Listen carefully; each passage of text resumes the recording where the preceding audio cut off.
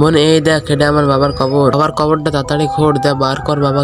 ঠিক আছে, খুঁড়ছি তাহলে। মৌলভী সাহেব, আমার বাবা 10 দিন আগে মারা গেল, চলেন একটু দোয়া করে দিবেন। চলো তাহলে।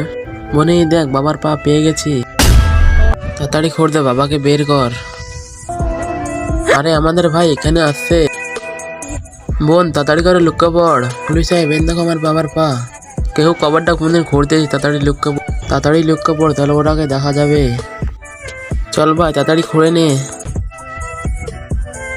তাড়াতাড়ি উঠে নে বাবাকে। বল, তোরা আমার বাবার কেন কবর খুঁড়ছিলি? বাবাকে কবর থেকে বার করলি কেন? শুনো তাহলে, বাবা আমার স্বপ্নতে এসে রোজই, বেটি আমার কবর খুঁড়ে অন্য জায়গায় কবর দে। পাশে একটা আমার কবর আছে, ও শুধু খোর, আর রোজই আজাব চলে, তাই বলছে আমাকে উঠে নিয়ে চল, আমাকে আলাদা জায়গায় দাফন করে দাও। তার লাগে আমি এ করেছি। এর জন্যই ইসলামে সুদ